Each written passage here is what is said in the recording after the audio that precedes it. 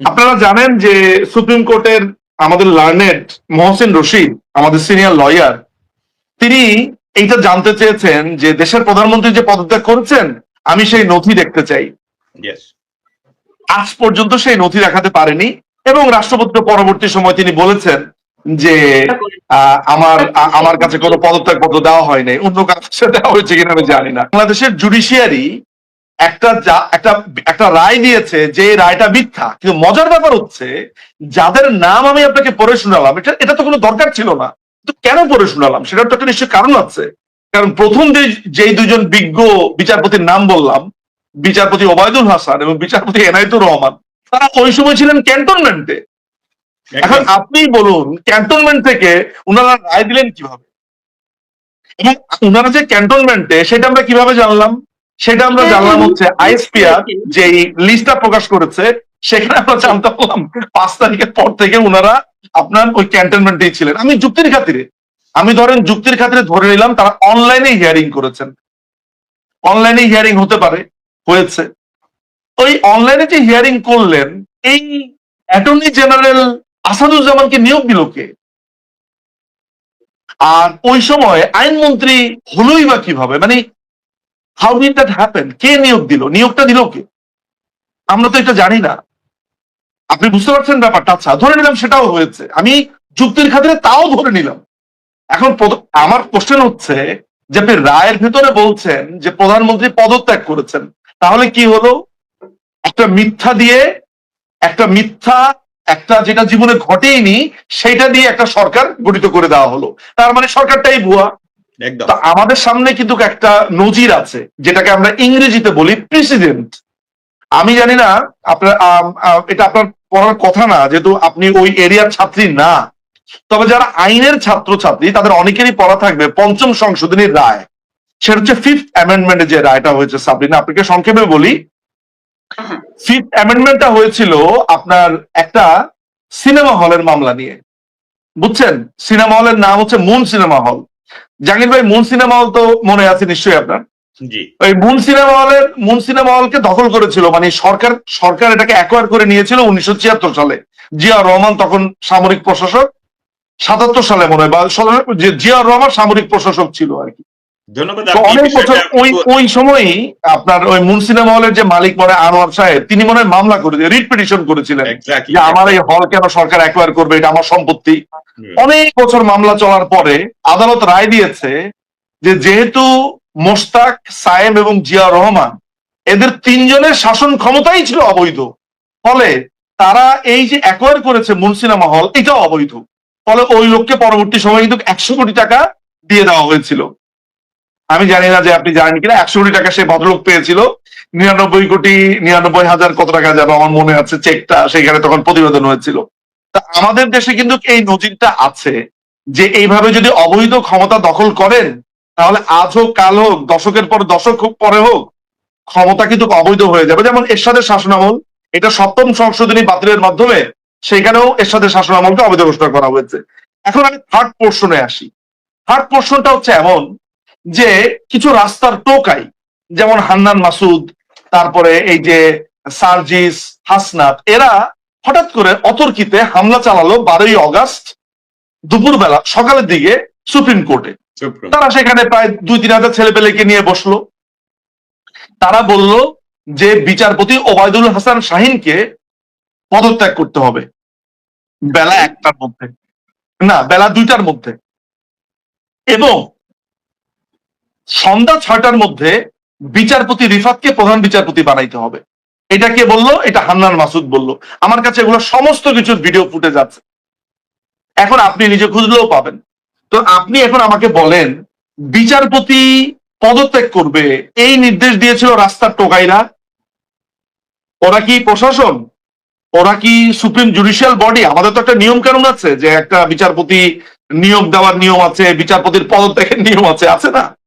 তো যেই বিচারপতিকে পদত্যাগ করতে হয়েছে জোরের মাধ্যমে, এবং বিচারপতি রিফাত আহমেদ আসলে একটা কুলাঙ্গার ছেলে। তার বাবা একজন খুবই ভদ্রলোক ছিলেন, ব্যারিস্টার ইশতিয়াক আহমেদের ছেলে। আমি জানি না ব্যারিস্টার ইশতিয়াক আহমেদের উপর থেকে ছেলেকে অভিসম্পাত করেছে কিনা বা করছে কিনা, বা জানি না। কিন্তু তার ছেলে রিফাত আহমেদ তাকে প্রধান বিচারপতি বানানো হয়েছে। তো এখন আপনি আমাকে বলেন, যেই দেশে একটা রায়ের মধ্যে মিথ্যা কথা লেখা থাকে এবং ওই রায়ের উপরে ভিত্তি করে একটা সরকার চলে এবং ওই সরকার একটা নির্বাচনের মাধ্যমে আরেকটা সরকারকে আনে, এখন আপনি আমাকে বলেন সেটা অবৈধ না বৈধ? আর সেকেন্ড ব্যাপার হচ্ছে যে দুপুর 2টার মধ্যে বিচারপতিকে পদত্যাগ করতে হবে, সন্ধ্যা 6টার মধ্যে অমুককে আনতে হবে, এইটা বলে দিয়ে কোন বিচারালয় কি চলতে পারে? আমি তো ভেবেছিলাম প্রত্যেকটা বিচারপতি লজ্জা পেয়ে নাকে খত দিয়ে বলবে যে আমরা আর বিচারালয়ে বসবোই না। আমি দেখলাম কিছু নির্লজ্জ বিচারপতি, কিছু অমেরুদণ্ডী বিচারপতি, তারা ঠিকই বিচার কার্য পরিচালনা করলেন। আমার তো তখন মনে হয়েছিল যে লয়াররা প্রতিবাদ করবেন, মানে অনেক লয়ারদেরকে তো মারধর করা হয়েছে, জুনিয়র সিনিয়র, সেটা হয়নি। আমি তো ভেবেছি কোর্ট থেকে প্রতিবাদ শুরু হবে যে বিচারপতি খারাপ ভালো পরের কথা, তুই কে, তোরা কারা, বলা হয়নি। সুতরাং আমি ওই জাহাঙ্গীর ভাইয়ের সাথে সম্পূরকভাবে এই তথ্যগুলো দর্শকদেরকে দেওয়া প্রয়োজন ছিলাম, তাই দিয়েছি। সে কারণেই আমি বারবার বলেছি, এই যে অনেকে আমাকে প্রশ্ন করে যে আপনি মাননীয় প্রধানমন্ত্রী শেখ হাসিনা কেন বলেন, এখনো আপনি কেন বলেন যে ওই প্রশাসনটা আছে, এই কারণেই বলি, কারণ আমার হিসাব তো খুবই আইনি হিসাব, যে ইউনূসের যে সরকারটা সেটা অবৈধ, সেটা গঠন করাই হয়নি, আর ওরা যা নির্বাচন করে যাকে আনবে তারাও অবৈধ। সেই কারণে এখনো পর্যন্ত বাংলাদেশের প্রধানমন্ত্রী শেখ হাসিনা, এই কারণেই বলি। এখন আমার এই কথাকে যদি কেউ যুক্তি দিয়ে বুঝিয়ে দিতে পারে, আইনের বই দিয়ে বুঝিয়ে দিতে পারে, আমি নাকে খত দিব, কানে ধরবো, ক্ষমা চেয়ে বলবো ভাই বুঝছি, সরি আমার ভুল হয়ে গেছে, আমাকে একটু বুঝিয়ে দাও। অনেক ধন্যবাদ। আমি আমি কথা বাড়াবো না, আমি শুধু প্রেসিডেন্সির কথাটা বলবো। প্রেসিডেন্সি সিভিল কমন ল, যে কমন ল বেস বা অ্যাংলো স্যাক্সন ল এর বেসিক হলো প্রেসিডেন্সি, হলো আইন। অতএব আমরা মূল সিনেমা হলের কেসটাকে বাংলাদেশের একটি আইনের ভিত্তি হিসাবে গ্রহণ করতে হয়, এবং সেটাকে যদি তুলে ধরি সামনে, তাহলে বাংলাদেশে 2024 সনের 5 অগস্টের পরবর্তীতে আজ পর্যন্ত যা ঘটছে কোনো কিছুই ঘটেনি আইনে পরিভাষায়। অতএব আমাদের বাংলাদেশের সাংবিধানিক প্রধানমন্ত্রী এখনো শেখ হাসিনা, এটাই হলো সারমর্ম এই আইনের ব্যাখ্যায়। বাংলাদেশে 5ই অগস্টের পরের যে সিচুয়েশনটা হয়েছে, এটা আনপ্রেসিডেন্টেড, যেটাকে বাংলাতে আমরা বলি নজিরবিহীন। আপনি আপনার ফ্যামিলিতেও আপনি চিন্তা করবেন, দুর্যোগকালীন সময়ে টিকে থাকার জন্য অনেক সময় ব্যবস্থা রাখে, কিছু টাকা একটু হাতে রেখে দেয়, দেখবেন অনেক বাসাতে ক্যাশ টাকা রেখে দেয় যে বিপদে আপদে যদি লাগে। আমরা বলি না, আমার মা জীবন দেখেছি কিছু টাকা রেখে দিতেন, বিপদে আপদে লাগতে পারে, এইটার কথা চিন্তা করেন, অর্থাৎ দুর্যোগের কথা আমরা সবাই চিন্তা করি। কিন্তু আপনার লাইফে এমন ধরনের দুর্যোগও আসতে পারে যেটা আপনার যে প্রিকশন সেটাকে উতরে চলে যেতে পারে। ওই জায়গাটা আপনি ঠিক হওয়ার পরে আপনি ঠিকভাবে দেখতে পান কিনা। আমার কাছে মনে হয় আমি গত 2 বছর নিবিড় ভাবে এই সিচুয়েশন গুলো দেখেছি। আমি বাংলাদেশ আওয়ামী লীগের একজন অনুরাগী, একজন সমর্থক, সেই জায়গা থেকে তো বটেই, একজন সাধারণ মানুষের কাতার থেকে আমার সুযোগ হয়েছে বাংলাদেশ আওয়ামী লীগের কথা বলবার জন্য পৃথিবীর বিভিন্ন দেশে বিভিন্ন জায়গাতে যাবার। আমারও এমনও স্মৃতি আছে, যেমন আমাদের দস্তগীর জাহাঙ্গীর ভাই সহ আমরা, মনে আছে ওয়াশিংটন ডিসিতে আমরা একবার ইতে বসেছিলাম, এটা প্রেস অফিসে না জাহাঙ্গীর ভাই, আমরা যেখানে বসেছিলাম ওয়াশিংটন ডিসি। আপনার উপরে নিজম ভাই আবার যদি বলতেন। না, আমরা ওই যে ওয়াশিংটনে কোথায় যেন বসেছিলাম, ওই যে প্রেস, ওনাদের যে জার্নালিস্টরা যে বসে, ওনাদের ন্যাশনাল প্রেস ক্লাব, আমাদের ন্যাশনাল প্রেস ক্লাবে। আমার বেশি ওয়াশিংটন থেকে বলেন, পৃথিবীর কোন দেশটা, আপনি অস্ট্রেলিয়া বলেন, নিউজিল্যান্ড বলেন, কোরিয়া বলেন, মধ্যপ্রাচ্য বলেন, লন্ডন, আমেরিকা, মানে প্রত্যেকটা জায়গাতে তো আমার গত 2 বছর আমি গেছি, বিভিন্ন জায়গাতে মানুষের সাথে কথা বলেছি। আমি যেখানেই গেছি না কেন, আমার ক্ষেত্রে 2টা ঘটনা ঘটেছে। একটা হচ্ছে যে লোকালি আমি কোনো না কোনো একটা মিটিং এ বসেছি, স্পিচ দিয়েছি, কথা বলেছি, এবং সেগুলোকে ব্যতি রেখে সেখানকার কোনো কংগ্রেসম্যান, মেয়র, কোনো উচ্চপদস্থ কর্মকর্তা, তারপর বা লয়ার, তাদের সাথে আমাদের কিছু ব্যক্তিগত মিটিংও হয়েছে। কেমন এখন আমি আসি প্রথমে আপনার প্রশ্নটাতে, তারপরে হচ্ছে যে জাহাঙ্গীর ভাই যা বলেছে সেটা একটা সম্পূরক অংশটাতে লাগানোর জন্য। প্রথমত আমরা প্রস্তুত কিনা সাংগঠনিক ভাবে, দেখেন আমি আগেই বলেছি যে এই পুরো ব্যাপারটা আনপ্রেসিডেন্টেড। আমাদের কোনো লয়ার আদালতে দাঁড়াতে পারবে না, তাকে দাঁড়াতে দেওয়া হবে না, তাকে মারা হবে, পেটানো হবে, মব করা হবে, এইটা তো কখনো ঘটেনি।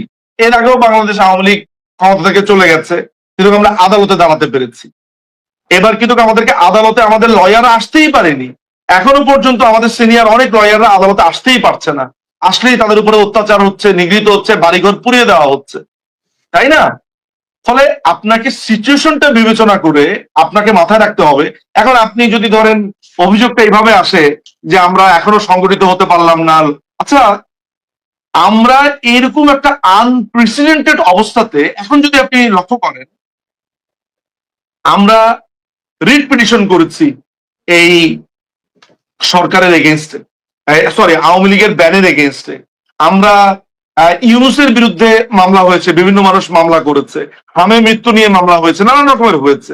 অথচ 5ই অগাস্টের পরে আপনি কখনো কল্পনা করতে পেরেছিলেন যে আমাদের কোন লয়ার গিয়ে দাঁড়াবে? একটা লয়ার কথা বলছিল, আমি জানি না মনে আছে কিনা, তাকে পেছন থেকে হাত দিয়ে চর মারছে, আপনার মনে আছে সেই কথা? একদম। সেই জায়গাগুলো কিন্তু আমরা উত্তরণ করে এই অবস্থাতে এসেছি। ফলে এইটা এমন একটা নজিরবিহীন সিচুয়েশন ছিল যেখানে আপনি প্রচলিত যেই সাংগঠনিক পদ্ধতি আছে সেইখানে অ্যাপ্লাই করতে পারবেন না। এইটা আমরা ইনভেন্ট করেছি। বলতে পারেন যে বাংলাদেশ আওয়ামী লীগ এরকম একটা সিচুয়েশনে কিভাবে টিকে থাকতে হয় সেটা আমরা আবিষ্কার করেছি, এখনো পর্যন্ত আমরা টিকে আছি। ফলে আমি একেবারেই বলবো না যে আমাদের প্রস্তুতি বা আমরা খারাপ করেছি, বরঞ্চ আমি বলবো আমরা ভালো করেছি। আমার একটা উদাহরণ দিয়ে বলি, প্রথমবারের মতো একজন আইনজীবী হিসেবে 8ই নভেম্বর আমি আন্তর্জাতিক আদালতে অভিযোগ দায়ের করি, আপনারা অনেকেই জেনে থাকবেন। সেটার আপডেটও কিন্তু এখনো পর্যন্ত এটা কিউতে আছে, ওরা তো সেটা এখনো পর্যন্ত তদন্তের জন্য তারা আনেনি। স্বাভাবিকভাবে এই কুটা তো করেছে ইউরোপিয়ান ইউনিয়ন এবং আমেরিকান প্রশাসনের একটা একটা অংশ বলবো, তারা জড়িত ছিল। সবাইকে আমি দায়ী করব না, কিছু অংশ তো জড়িত ছিল। দুষ্ট চক্র তো সবসময় থাকে, আমেরিকা তো একটা দুষ্ট চক্র আছে। ফলে আমি পুরো ট্রাম্প প্রশাসন, তো ট্রাম্প তো তখন ছিলই না, বা বাইডেন প্রশাসনের সবাই যে দোষী তাও আমি বলবো না, আমি বলবো কিছু দুষ্ট চক্র বলবো। কারণ আমেরিকার জনগণ কিন্তু মুক্তিযুদ্ধের সময় আমাদের পাশে ছিল, তাদের প্রশাসনের 2-3টা মানুষের কারণে, এমনকি আমেরিকার সে সময় অনেক কংগ্রেসম্যান আমাদের পক্ষে দাঁড়িয়েছিল। এখনো অনেক কংগ্রেসম্যান, অনেক লয়ার, অনেক মানবতাবাদী, অনেক কবি সাহিত্যিক আমাদের পক্ষে কথা বলে। ফলে পুরো আমেরিকাকে আমি অ্যাজ এ হোল দোষ দিতে পারি না। আচ্ছা, যাই হোক, তো এই যে আপনি আমাকে প্রশ্ন করেছেন যে আইনগতভাবে আমরা কতটা কতটা করেছি, দেখুন আমি ব্যক্তিগতভাবে বলি, আমি তো রামগঞ্জের ছেলে, লক্ষ্মীপুর নোয়াখালীর। তো আমাদের এখানে বিভিন্ন মামলাতে ডিল করার জন্য আমাদের কিন্তু এখানে লয়ার ছিল। তিনি, আমি লয়ারের নাম ভুলে গেছি বটে, কিন্তু সেই ভদ্রলোক নানান ধরনের অপমান মারধর করে তিনি সেখানে টিকেছিলেন। আমাদের লোকজন না, আমরা একত্রিত হয়ে টাকা পয়সা জোগাড় করে আমরা বিভিন্ন সময় বিভিন্ন মানুষকে টাকা পাঠিয়েছি। আমাদের বিভিন্ন এমপিরা যে যেখানেই আছেন না কেন তার সাধ্য অনুযায়ী টাকা পাঠিয়েছে। আমি আমি নাম বলবো না, কিছুক্ষণ আগে একটা প্রোগ্রামে আমি নামও বলেছি, এখন আর সে বলছি না। মানে একের পর এক জামিন করিয়েছে টাকা পয়সা দিয়ে। আমি এমন অসংখ্য মানুষকে চিনি, এবং কোর্টে আমাদেরকে কোনো দাঁড়াতেও দেওয়া হয়নি। এখন আমরা কোর্টে বিভিন্ন বার কাউন্সিলে আমরা জিতে এসেছি, আমাদের লয়ার আস্তে আস্তে কাজ করছে। আমি নাম বলবো না, সে নাম বললে হয়তো তাদের উপরে কালকে চটপট শুরু হয়ে যাবে। সুতরাং এর সাবরিনা, এতগুলো ঘটনা, এতগুলো কথা আমি কেন বলছি আপনাকে জানেন? কারণ আপনি আমাকে যে প্রশ্নটা করেছেন সেটা করেছেন প্রচলিত সংকটের মধ্যে একটা সাংগঠনিক বা একটা আইনি ভিত্তি কেমন হতে পারে। আমরা তো একটা নজিরবিহীন অবস্থার মধ্য দিয়ে গেছি, ফলে এইটাকে আপনি একটি নর্মাল সূত্রে ফেলতে পারবেন না। সেই জায়গা থেকে আমি বলবো আমরা শুধু পাস মার্ক না, আমরা বেশ ভালো মার্ক পেয়েছি।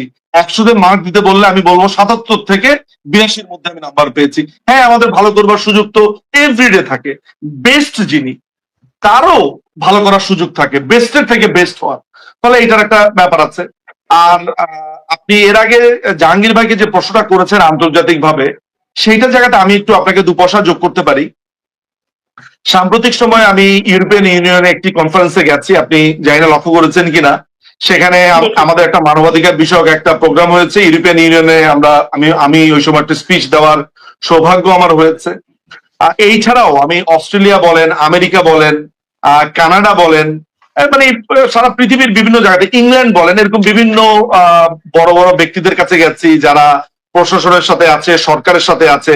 বিশেষ করে ইউরোপিয়ান ইউনিয়নের মানবাধিকার যারা দেখে তাদের তো অনেকগুলো কর্তা ব্যক্তিদের সাথে আমরা দেখা করেছি, কথা বলেছি। সেই সব জায়গাতে শুরুর দিকে ইনিশিয়ালি আমাদের প্রতি তাদের একটা রিজিড ধারণা ছিল, এটা আমাকে স্বীকার করতে হবে। আমাদের ব্যাপারে, বাংলাদেশ আওয়ামী লীগের ব্যাপারে আমার মনে আছে আমি প্রথম আমেরিকার একজন সিনেটরের সাথে প্রথম আলাপ করি 2024 সালের সেপ্টেম্বর মাসের, এটা সম্ভবত 25 তারিখে। আমার মনে আছে আমরা তার অফিসে যাই, হোয়াইট হাউসের পাশে যে বিল্ডিংটা আছে আর কি, ওই সিনেটরদের মানে ওনাদের যে অফিস যেটা আছে আর কি, তা সেখানে যাই, কথা বলি।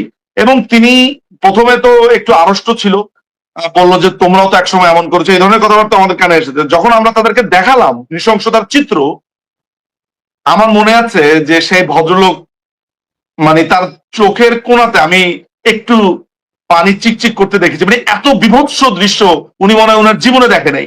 তো উনি আমাকে বললো যে কি চিঠি লিখতে হবে, তখন উনি একটা চিঠি লিখেছেন, আমাদের জন্য একটা চিঠি ইস্যু করে দিয়েছিলেন, সেটা আমরা পরবর্তী সময়ে এনেছিলাম, বাট নানান কারণে প্রকাশিত হয়নি, কারণ চিঠির কিছু ওয়ার্ডিং আমাদের পছন্দ হয়নি, যাক সেটা অন্য আলাপ। কিন্তু তিনি চিঠি লিখেছিলেন, বলেছিলেন। এইভাবে আমরা এখন যখন আমি ধরেন একদম সাম্প্রতিক একটা ঘটনা বলে, আমি অস্ট্রেলিয়াতে হুইপের সাথে এক হুইপের সাথে আমি দেখা করতে গেছি, সরকার দলীয়। সেখানে খুব ইন্টারেস্টিং একটা ব্যাপার হয়েছে, এবং তাকে এটাও বলা হয়েছে যে বাংলাদেশ সেকেন্ড ইরান, আরেকটা ইরান কি এফোর্ড করতে পারবে কিনা ওয়ার্ল্ড। মানে এখন যেটা হচ্ছে সেটা একদম। আরেকটা থিওলজিক্যালি সাইড থেকে ধরেন আরেকটা খেলাফতের দিকে যে যাচ্ছে, এইটা কি ওয়ার্ল্ড আসলে এফোর্ড করতে পারবে কিনা। So they were worried about it and তারা এটা নিয়ে কথা বলেছে। পরবর্তী সময় এটা নিয়ে তারা আরো আলোচনা করেছে, আমাদের যারা লোক যারা ছিলেন, মানুষজন ছিলেন। তো আমার অভিজ্ঞতা মিশ্র, যেমন ধরেন আমি ইউরোপিয়ান ইউনিয়নের মানবাধিকার সংস্থার অন্যতম এক প্রধান ভদ্রমহিলার সাথে কথা বলেছি। ভদ্রমহিলা অনেক বয়স্ক, তো আমাকে তিনি নানান রকমের আগডুম বাগডুম বুঝাচ্ছিলেন আর কি। তো জানেন তো আমার তো প্রফেশনই হচ্ছে কথা বলা, কথা আমি সাথে করে একেবারে ছবি টবি সমস্ত কিছু নিয়ে গেছি। তাকে আমি বলেছি যে দেখো, তোমাদের সংস্থা বলছে যে 1400 জন নিহত হয়েছে, অথচ তোমাদের ব্যাকড গভর্নমেন্ট। তো সে খুবই একটু বললো যে না না, এটা আমাদের ব্যাক না। আমি বলি, আচ্ছা ঠিক আছে, regardless whether it is backed by you or not, whether it is not or yes or no, তোমাদেরই সেই ওই সরকারই গেজেটে প্রকাশ করেছে 844 জনের নাম, যার মধ্য থেকে 200-300 জন আবার জিন্দা লাশ হয়ে ফেরত এসেছে। তুমি একেবারে চুপ হয়েছে। তো একটা পর্যায়ে বললাম যে দেখো, বাংলাদেশে কিন্তু যে ট্রাইবাল সমস্যা, এটা কিন্তু নাই, যেটা সোমালিয়াতে আছে, অন্যান্য আফ্রিকার কান্ট্রি গুলাতে আছে। আমাদেরকে যেভাবে গলা চেপে ধরা হচ্ছে একটা গোত্র হিসেবে, বাংলাদেশ আওয়ামী লীগ একটা গোত্র, তাদেরকে একেবারে গলা চিপে ধরো, এইটা কিন্তু শেষ পর্যন্ত ধরো সিভিল ওয়ারের দিকে রূপ নিতে পারে। যেমন ধরো আমরা তো স্বাভাবিকভাবে বাংলাদেশ আওয়ামী লীগ শান্তির কথা বলছে, এখন ধরো আজকে সাবরিনা আপনার বোনকে আজকে বলতে হয় আপনার বোনের চাকরি চলে গেছে। কেন আপনার বোনের চাকরি চলে গেল? কারণ আপনি কথা বলেন। এখন আপনার বোন তো আর আওয়ামী লীগ করে না রে ভাই, আপনার বোন তো নর্মাল সরকারি একটা কর্মকর্তা ছিল, তাই না? এখন আপনার বোনের মতো এরকম অসংখ্য বোন প্রতিবাদ করে রাস্তায় নামলো, আমার কি দোষ? আমার অপরাধটা কি? আমি তো ভাই সরকারি ক্যাডার, বিসিএস দিয়ে পাশ করেছি, পরীক্ষা দিয়ে ঢুকেছি, এটা করেছি সেটা করেছি, আমার অপরাধ কি? আমার চাকরিটা তুমি নিয়ে নিলে। তো সাধারণ মানুষ রাস্তায় নেমে আসলে তো এক ধরনের সিভিল ওয়ার চলে আসবে, এটা তো বাংলাদেশ আওয়ামী লীগের কিছু করতে হবে না। তখন এই ভদ্র মহিলা একটু নড়ে চড়ে বসলো, তিনি আমাকে একটা ইন্টারেস্টিং ওয়ার্ড বললেন, বলে হোয়াট অ্যাবাউট রিকনসিলেশন। আমি বললাম যে what do you mean by reconciliation?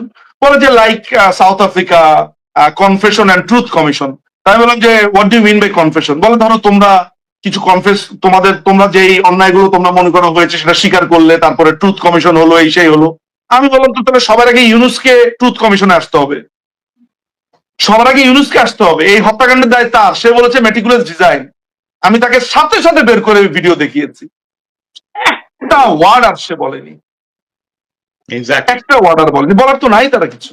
So ultimately এখন যেটা হয়েছে যে ইয়েস, এটা সত্যি কথা যে আমি ব্যক্তিগতভাবে একটু একটু অ্যাগ্রেসিভ থাকি। আসলে সত্যি কথা, একজন অ্যাম্বাসেডর আমাকে একদিন খুব বুঝিয়েছে। আমি বলে যে তোমাকে আমি একটা কথা বলি, তুমি একটু রেগুলেশন টাইপের ছেলে, আমি বুঝতে পারছি।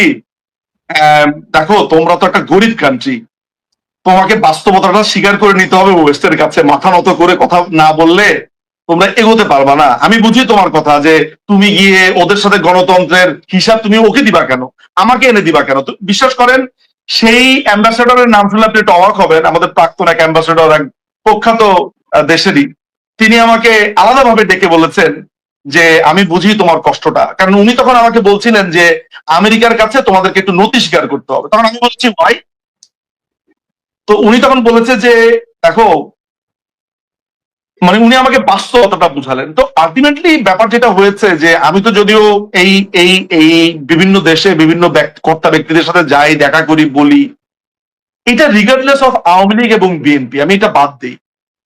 আমাদের না সাবরিনা কোনো সার্বভৌমত্ব নাই। না, একদম নেই।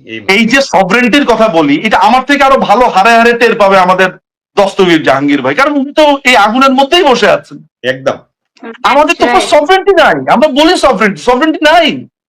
আপনাকে স্বীকার করে নিতে হবে you are in living in a colony. Now you have to decide which colony you belong to, British colony or American colony. আপনি এইটাকে স্বীকার করে তারপরে আপনি অন্য আলাপ করেন। এই যে যারা এখন ক্ষমতাতে আছে, তারা কি কারো আশীর্বাদ ছাড়া ক্ষমতাতে আছে বলে মনে হয়? শুধুমাত্র বঙ্গবন্ধু কন্যা সেই কলোনিতে থাকতে চান নাই, কলোনিতে থাকতে পারবেন না, সেটার কারণে তাকে আজকে এই অবস্থার মধ্যে আমাদেরকে পড়তে হয়েছে। বঙ্গবন্ধু, চিলির আয়ান্দে, সুকর্ণ, তারপরে তারপরে আপনার মোসাদ্দেক, ইরানের মোসাদ্দেক, তারপরে এটার নাম কি, আপনার আরো উদাহরণ আছে। আপনার আয়ানদের কথা তো আমি বলেছি, কঙ্গো লুমুম্বা। সো এরকম অসংখ্য উদাহরণ আমি আপনাকে দেখাতে পারবো। তারপরে ধরেন ফিদেল ক্যাস্ট্রোকে তারা কিছু করতে পারেনি, চেষ্টা করেছে দেরি, তাই না? সুতরাং বাস্তবতাটা হচ্ছে যে আপনি পশ্চিমের কাছে মাথা নত করবেন, বলতে হবে ইক্তাদায়তুল বেহাদ আল ইমাম, হ্যাঁ, দেন টক। এই হচ্ছে ঘটনা। আমার কথা অনেকেরই ভালো লাগবে, অনেকেরই ভালো লাগবে না, কিন্তু এটাই বাস্তবতা। সংঘবদ্ধ স্বাধীনতা বিরোধী এবং সাইবার সন্ত্রাসীদের শেখ হাসিনা সরকারের বিরুদ্ধে অপপ্রচারগুলোকে আপনি যদি ভালোভাবে পর্যবেক্ষণ করেন, এই অপবাদ এবং বাদ এবং অপবাদ অর্থাৎ সত্য মিথ্যা মিলিয়ে অভিযোগগুলো ছিল শেখ হাসিনা সরকার দুর্নীতি করছে, শেখ হাসিনা সরকার মানবাধিকার লঙ্ঘন করছে, শেখ হাসিনা এবং শেখ হাসিনা সরকার বাংলাদেশকে ভারতের কাছে বিক্রি করে দিয়েছে। এই তিনটা অভিযোগ। তিনটা অভিযোগের মধ্যে আমি অনেকবার বলেছি, একেবারে গুগলে, অনলাইনে, বিদেশি গোষ্ঠীগুলো বা বিভিন্ন বিদেশি প্রতিষ্ঠান, জাতিসংঘ, যে আর যদি আরো ভালোভাবে ধরেন ট্রান্সপারেন্সি ইন্টারন্যাশনাল, যে যারা এই দুর্নীতি সংক্রান্ত তথ্যাদি বিশ্লেষণ করে এবং ফলাফল প্রকাশ করে, আপনি সবকিছু বিশ্লেষণ করলে দেখবেন যে শেখ হাসিনা সরকারের আমলে কিন্তু তুলনামূলক দুর্নীতি কমেছিল। এটা নিয়ে অবশ্য পিনাকি কিছুদিন আগে আবার তার পদ্ধতিতে দেখিয়ে দিয়েছে যে না, শেখ হাসিনা সরকারের সময় আমরা যেটা বলি সেটা সত্য। কিন্তু সত্য কথা হলো যে শেখ হাসিনার 15-16 বছরের শাসন আমলে বাংলাদেশের তুলনামূলক দুর্নীতি কিন্তু কম ছিল। হ্যাঁ, হয়তো দুর্নীতির পরিমাণ অর্থের মাপে বেশি হতে পারে। এর কারণ হলো যে শেখ হাসিনা তো বাংলাদেশের অর্থনীতিটাকে একটা ব্যাপক বাড়িয়ে দিয়েছিলেন। অর্থাৎ যে অর্থনীতির সাইজটা এখন মনে পড়ছে না, মানে কোথা থেকে উনি কোথায় নিয়ে এসেছিলেন, 5 গুণ বাড়িয়ে দিয়েছিলেন উনি 16 বছর রাষ্ট্র শাসন করে, খুব সম্ভবত।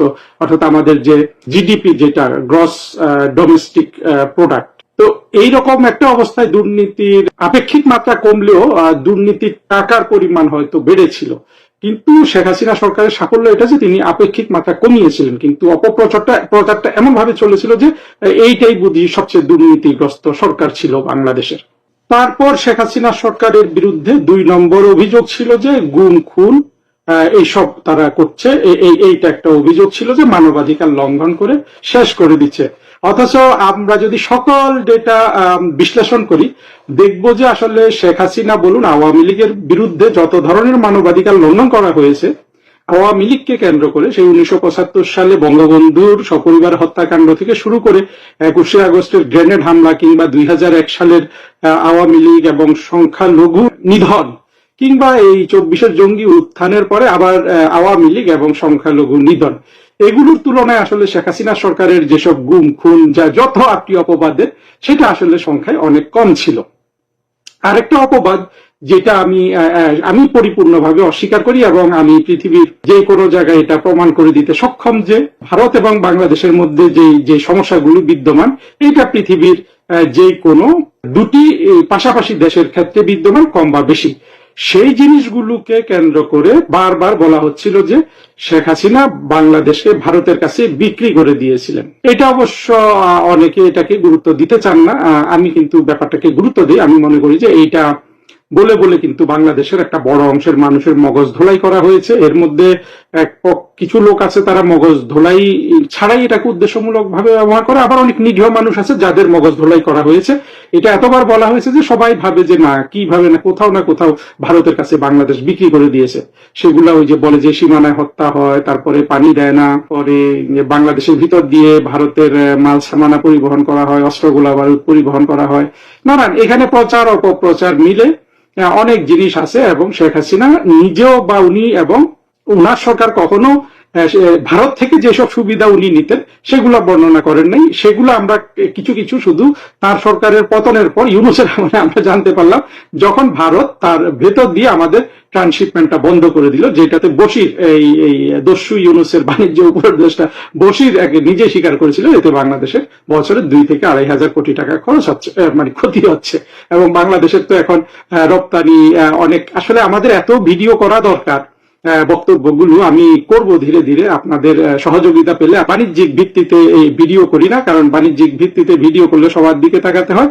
আমি আসলে এখানে শুধু শেখ হাসিনার দিকে তাকিয়ে থাকি। যা বাংলাদেশে অন্তত মুক্তিযুদ্ধের পক্ষে যারা 24 জঙ্গি উত্থানের পরে যারা শেখ হাসিনার পক্ষে কলম হাতে নিয়েছেন, কিংবা কণ্ঠ, আমার মতো দুর্বল কণ্ঠ কিন্তু দাঁড়িয়ে যাচ্ছে কণ্ঠ হিসাবে, তো যারা কণ্ঠ ব্যবহার করছে তাদের মধ্যে আমার মতো মনে হয়, আমি অন্তত দেখিনি যে শেখ হাসিনাকে এত কড়া সমালোচনা করে আর কি। সমালোচনা আমরা করব, আমি অন্তত করে যাব, কিন্তু এই জায়গাটায় দেখেন পরিপূর্ণভাবে শেখ হাসিনা বঙ্গবন্ধুর মেয়ে এই জন্য, এবং বঙ্গবন্ধু বাংলাদেশকে পৃথক করে ফেলছে পাকিস্তান থেকে, শেখ হাসিনা বাংলাদেশে উন্নয়ন করছে, শেখ হাসিনা বঙ্গবন্ধুর মেয়ে, শুধু এই জন্য এই অপবাদটা নিয়ে আসে ভারতের বিরুদ্ধে। শেখ হাসিনা শত চুক্তি করেছে, গোলামীর চুক্তি। ওরা কিন্তু একটা চুক্তি তো দেখানো তো দূরে থাকুক, যেটা তৌহিদ, আমাদের তৌহিদ সাহেব দস্যু ইউনূসের যে পররাষ্ট্র উপদেষ্টা, সেও বলেছিল যে আদানির চুক্তিটা মানে একটু বলে আসবে, মানে আর কিছু সে বলে নাই। তৌহিদ সাহেব তো ভালো মানুষ, আমি মনে করি ওনাকে পছন্দ করতাম এক সময়, কিন্তু আসলে পছন্দ করি আর না করি, ইউনূসের মতো এরকম দস্যুর যদি কেউ উপদেষ্টা থাকে 2 বছর, তাহলে তার পছন্দ করাটা কষ্টকর হয়ে যায়। উনিও বলেছেন যে না, ওই মানে আসলে এগুলো কথার কথা। ভারত বাংলাদেশের মধ্যে একটা ফ্রেন্ডশিপ ট্রিটি ছিল 25 বছরের, সেটা শেখ হাসিনা সরকারই আর নবায়ন করেনি। আমার মনে হয় যে সে চুক্তিটা নবায়ন করা যেত। ওই চুক্তিটা যদি আমার কাছে থাকতো, এটা আমার মনে হয় অনলাইনে সার্চ করলে পাওয়া যাবে, কারণ অনেক ডকুমেন্টকে আমরা গোপন ডকুমেন্ট মনে করি, কিন্তু এগুলো আসলে আমি দেখলাম যে শুধু গুগলে গেলে খুঁজে পাওয়া যায়। ওই চুক্তিটা খুব বেশি বড় না, 25 বছর মেয়াদী ফ্রেন্ডশিপ ট্রিটি বা মৈত্রী চুক্তি, চুক্তিটার নামও ভুলে গেছি। আমি 2001-2003 সালে ফরেন মিনিস্ট্রিতে সাউথ এশিয়া ডেস্কে কাজ করি, তখন আমি এই চুক্তিটা পড়েছিলাম, এখন মনে নাই, কিন্তু এটুকুন মনে আছে যে আমি এই চুক্তিটা তারও আগে বহু বছর ধরে পড়ার জন্য অপেক্ষা করছিলাম। যেভাবে বিএনপি, তখন তো আর জামাত এত ছিল না আসলে ওই সময়টায়, তখন আমরা এই বাংলাদেশের স্বাধীনতা বিরোধী দল বলতে, আমি অবশ্য তখনও বিএনপির বন্ধু ছিলাম, এখনো আছি। এরা এই বিশেষ করে বিএনপি, বি চৌধুরী, যাকে ইয়ের মতো তারা সরিয়ে দিয়েছে, এই আমাদের চুপ্পু সাহেবের মতো, তিনিও এই দাঁত মুখ খিচে বলতেন যে গোলামীর চুক্তি, গোলামীর চুক্তি। এবং আমাদের ছোটবেলাটা ঝাঁঝরা হয়ে গেছে এই গোলামীর চুক্তির কথা শুনে শুনে, এবং আমার খুব আগ্রহ ছিল যে এই গোলামীর চুক্তিটা পড়ে আমি দেখলাম যে সেখানে গোলামীর কোনো কথা নাই, যা কিছু আছে পারস্পরিক। অর্থাৎ ভারত বাংলাদেশকে যদি 5 টাকা দেয়, বাংলাদেশ ভারতকে 5 টাকা দিবে। বাংলাদেশের ইতিহাসে একটা মাত্র এইভাবে যদি আপনি বলেন যে আমাকে 5 টাকা দাও, তুমি আমাকে 5 টাকা দিলে, মানে তুমি আমার থেকে 5 টাকা নিলে আমাকে কিন্তু 10 টাকা দিতে হবে, এই ধরনের চুক্তিকে যদি আপনি গোলামীর চুক্তি বলেন, তাহলে বাংলাদেশের ইতিহাসে একটাই গোলামীর চুক্তি হয়েছে, সেটা হয়েছে ইউনূসের আমলে। ইউনূস ধারণা করি যে সবাই মিলে যেটা করেছে সেই বাণিজ্য চুক্তি। সত্যি এই চুক্তিটাতে আপনি যে কেউ পড়লে বুঝতে পারবে যে এটা একটা অসম চুক্তি ছিল। এই একটা মাত্র গোলামীর চুক্তি হয়েছে বাংলাদেশের ইতিহাসে। এখন দেখেন, যেই মানুষগুলো অন্ধের মতো বিশ্বাস করেছে যে শেখ হাসিনা অনেক গোলামীর চুক্তি করেছে, তাদের উপর যেন আল্লাহর গজব হিসাবে নাজিল হয়েছে এই ইউনূস এবং তার করা মার্কিনীদের সাথে বাণিজ্য চুক্তি। যেটাকে আমি গোলামীর চুক্তি এই জন্য বলছি যে মানে গোলামীর চুক্তি বলতে তো বাংলাদেশের মানুষ এটাই বোঝে যে একটা অসম চুক্তি হবে, শর্ত চাপিয়ে দেওয়া হবে, সেক্ষেত্রে একমাত্র বাংলাদেশের একমাত্র চুক্তি হলো গোলামীর চুক্তি। ফলে তিনটা অভিযোগের মধ্যে দুর্নীতি সত্য, কিন্তু যেভাবে বলে সেভাবে সত্য না। বাংলাদেশের সব সরকারের আমলে দুর্নীতি হয়েছে। মানবাধিকার লঙ্ঘন সত্য, সেভাবে সত্য না। বাংলাদেশের সব সরকারের আমলে মানবাধিকার লঙ্ঘন হয়েছে, সবচেয়ে কম হয়েছে। তুলনামূলকভাবে দেখা যাবে যে আওয়ামী লীগ যে মানবাধিকার লঙ্ঘন করেছে, আওয়ামী লীগ বিরোধীরা তার উপর যে মানবাধিকার লঙ্ঘন করেছে সেটার ভার কিন্তু অনেক বেশি, এবং একটা দুটা দিনের মানবাধিকার লঙ্ঘনই আওয়ামী লীগের ইতিহাসের সব মানবাধিকার লঙ্ঘনের সমষ্টি করলে তার চেয়ে ভারী হয়ে যায়, যেমন 21শে আগস্টের গ্রেনেড হামলা কিংবা 1975 সালে বঙ্গবন্ধুকে সপরিবারে হত্যা করা। সুতরাং বুঝতে পেরেছেন যে এই অভিযোগগুলো আবার কেন সবিস্তারে বললাম, যে এই অভিযোগগুলোর ভিত্তিতে আওয়ামী লীগ সরকারের বিরুদ্ধে এক ধরনের জন অসন্তোষ বলুন, বা যারা দাবি করে যে সিপিবি বা সৎ বান্ধব, যে হ্যাঁ আমরা আওয়ামী লীগ সরকারের বিরুদ্ধে এইসব মানে এই জন্য প্রতিবাদ করছি, এই হচ্ছে ওই হচ্ছে সেই হচ্ছে। কিন্তু আমি যে সিদ্ধান্তটা এখানে বলতে যাচ্ছি সেটা হলো যে এই অভিযোগগুলো কতটা সত্য অসত্য সেটা এখানে বড় বিষয় নয়। বড় বিষয় হলো যে এই অভিযোগগুলার অজুহাত কোনোভাবেই আপনাকে 2024-এর জঙ্গি উত্থানে আপনার অংশগ্রহণকে ন্যায্যতা প্রদান করে না। আবার বলি, বেশি বললে অবশ্য কথার গুরুত্ব কমে যায়, ভিডিওর দর্শক কমে যায়, কিন্তু কথাটা আমাকে আবার বলতে হচ্ছে কারণ আমি আসলে নিরুপায় বোধ করছি। আমি আবারও বলছি যে শেখ হাসিনা সরকারের বিরুদ্ধে জন অসন্তোষ, অভিযোগ ইত্যাদি সত্য হোক মিথ্যা হোক, কোনো কিছুই আপনাকে 2024-এর জঙ্গি উত্থানে অংশগ্রহণের ন্যায্যতা প্রদান করে না। সোজা কারণ কি? সোজা কারণ ছিল 2024-এ যে আন্দোলন হয়েছে এটা সরাসরি বাংলাদেশের 1971 সালে পরাজিত শক্তির অধীনে হয়েছে, তাদের নেতৃত্বে